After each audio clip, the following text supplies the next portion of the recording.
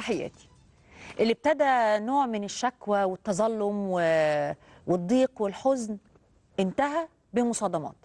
احنا بنتكلم على عزبة الهجانة في مدينة نصر، الموقع اللي فيه عدد كبير جدا من العمارات المبنية حديثا، محافظة القاهرة قررت إزالتها لأنها عمارات أو بنايات مخالفة. تابعنا الموضوع ده بشكل خبري لأنه كان في شركة المقاولين العرب بتنفذ الهدد، والأصحاب الشقق بيتشكوا وبيتظلموا، بيقولوا إنه مش معقولة بعد ما دفعنا دم قلبنا تهدوا العمارات دي. ده كان الوضع أول امبارح وامبارح. النهارده الوضع اختلف. لما جت المحافظة استعانت بقوات من الأمن المركزي عشان تؤمن تنفيذ قرار الإزالة، السكان اصطدموا معاهم.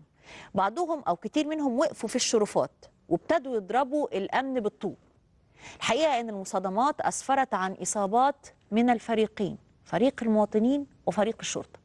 وزارة الداخلية بتقول أنه في 17 شخص من وزارة الداخلية أصيبوا، 11 مجند، 15 مجند و2 ضباط. المواطنين الإصابات فيهم 11 إصابة.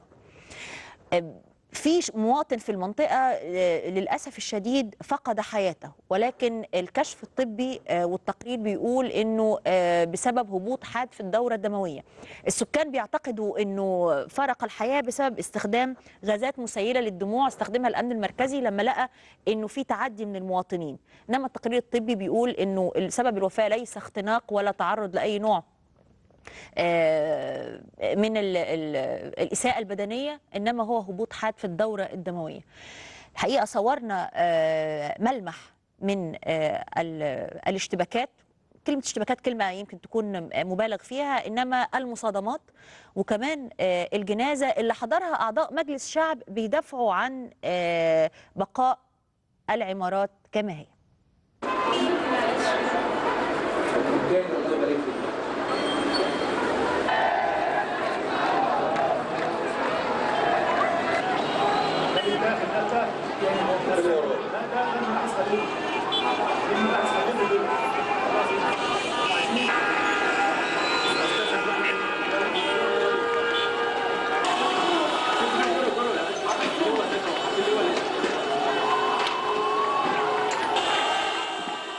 بعد مصادمات عنيفة بين الأمن وأهالي عزبة الهجانة أودت بحياة شخص، تقرر إيقاف قرار إزالة العقارات بعزبة الهجانة. في أثناء إزالة العقارات صباح اليوم، خرج الأهالي متجمهرين أمام نقطة شرطة زهراء مدينة نصر، ثم اشتبكوا مع جنود الأمن المركزي، مما أدى إلى وقوع إصابات في صفوف المواطنين والشرطة. أما حالة الوفاة فقد كانت لأحد المواطنين الذي كان يعاني مرضا بالقلب، فارق الحياة في أثناء إزالة العقار الذي يسكن فيه، وهو الأمر الذي أدى إلى غضب الأهالي، مما دفعهم إلى تحطيم نقطة شرطة زهراء مدينة نصر. الوقت اهو بوقف كافة أعمال الإزالة بالكامل، سواء العمارة ساكنة سواء العمارة فاضية، وهي دي كانت مطالبنا.